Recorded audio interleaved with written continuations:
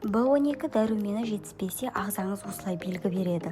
Соңғы кезде өзіңізді үнемі шаршаңқы сезінесіз бе? Ұйқыңызды қандырсаңыз да күшіңіз жетпей жүре ме? Қолыңыз немесе аяғыңыз кейде ойып, шаншып кете ма? Есте сақтау қабілетіңіз бұрынғыдай емес пе? Көп адам мұндай белгілерді жасқа, жұмысқа немесе күйзеліске жаба салады.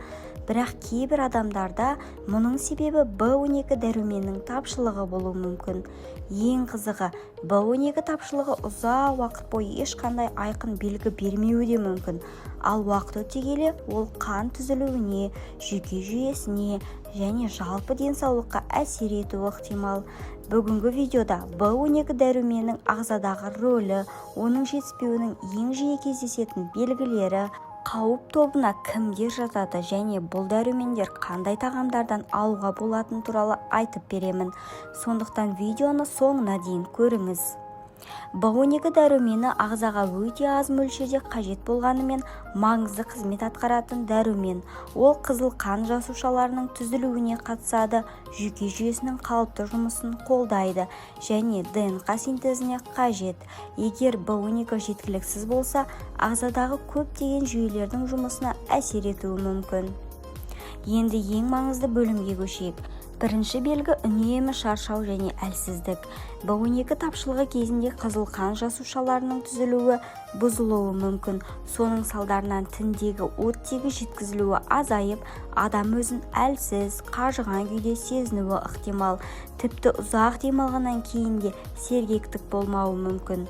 Екінші белгі қол мен аяқтың ұюы немесе шаншуы.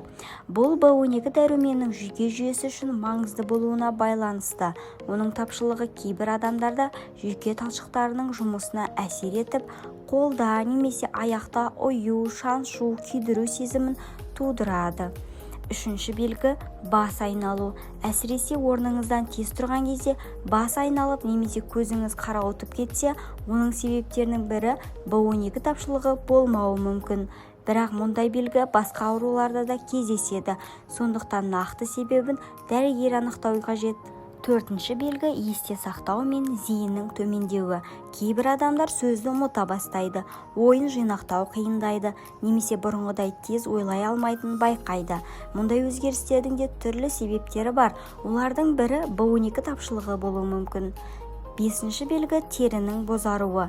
Егер айналаңыздағы адамдар өңіңіз қашып кетіпті деп жиі айтатын болса, бұл да назар аударуға тұрарлық белгі. Терінің бозаруы қан аздықпен байланысты болуы мүмкін, ал B12 тапшылық кейбір жағдайда соған ықпал етеді. Алтыншы белгі тілдің қызарып ауыруы. Тіл тегістеліп, қызарып немесе ашып ауыруы мүмкін. Кейбір адамдарда тамақ ішкенде жайсыздық пайда болады. Бұл да B12 тапшылығы кезінде кездесуі мүмкін белгілердің бірі. Жетінші белгі тепе-теңдіктің бұзылуы. Кейбір адамдар жүрген кезде теңселіп жүргендей сезінеді, немесе қимыл үйлесімділігі нашарлайды. Мұндай белгі байқалса, міндетті түрде дәрігерге қаралған дұрыс. Енді B12 тапшылығы кімдерде жиі кездесуі мүмкін екеніне тоқталайық. Біріншіден, егде жастағы адамдарда, екіншіден, жануар тектес тағамдарды мүлде жемейтін немесе өте аз тұтынатын адамдарда. Үшіншіден, асқазан мен ішекке қатысты кейбір аурулары бар адамдарда кездеседі. Төртіншіден, кейбір дәрілерді ұзақ уақыт қабылдайтын адамдарда. Мұндай дәрілердің ағзаға әсерін дәрігермен бірге бағалау маңызды. Ал B12 дәруменін қайдан алуға болады? Ол негізінен жануар тектес тағамдарда кездеседі.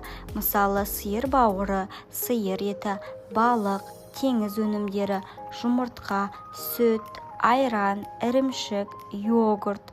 Егер сіз жануар тектес тағамдарды тұтынбайтын болсаңыз, B12 деңгейін бақылау мәселесін дәрігермен талқылаған дұрыс. Тағы бір маңызды сұрақ, B12 қоспасын өз бетімен ішуге болады ма? Егер ешқандай тапшылық анықталмаса, қоспаны өздігінен қабылдаудың қажеті болмауы мүмкін.